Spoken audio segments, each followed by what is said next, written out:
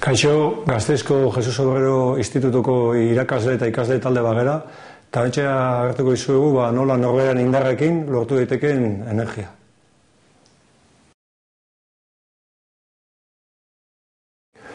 Gure proiektuaren haseak hemen etorri zen, lehenik eta behin manibelarekin hasi ginen argindarra sortzen, bombilla hauek eta led hauek pizteko, eta gero baita pertsianak igota jaisteko argindarra sortzen genuen. Eta horrengo arazo izan zen, nola metatu dudana bateria batzutan, eta hori lortu genuen, ondoko bateria hauetan argindarra metatzen. Eta honen jarraipena izan zen, beste pila batzu lortzea, hidrogeno pila batzu lortzea.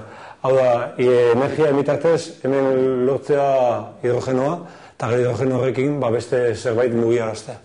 Aurretik anazenako guztia pasan duen, horrengo pauso izan zen ja horrelako bizikletat erabiltzea, baina honen aurretik hasi ginen lehenik eta behin, hasi dinamo batekin lortu genuen argindarra, eta dinamoen ondoren entorri zen alternadore baten erabilera. Eta hau gutxi izan zen guretzako, eta ja azken pauso izan zen horrelako bizikleta batekin argindarra lortzea. Gaur egun sarean dagoen 250 urteotako argindarra. Hemen ikusiko zuten bezala mutil honek bizikleta berak sortutako indarrakin lortuko du goian dagoen led hauek piztea.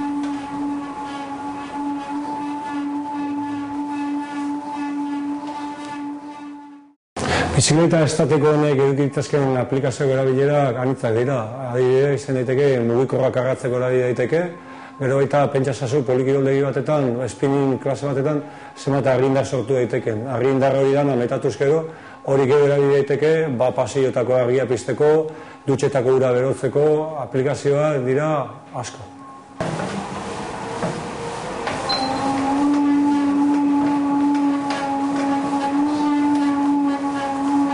Ikusteko esandako guztia erabiltzeko moduan daukagula, hemen ikusiko dezute gure ikasleiraik nola pedaletzen duen eta berak sortzen duen argindarrakin piztu daitezke goian ditugun ledak. Eta espero dugu hau dena zuen gustukoa izatea eta hemen gaude beste batetarako.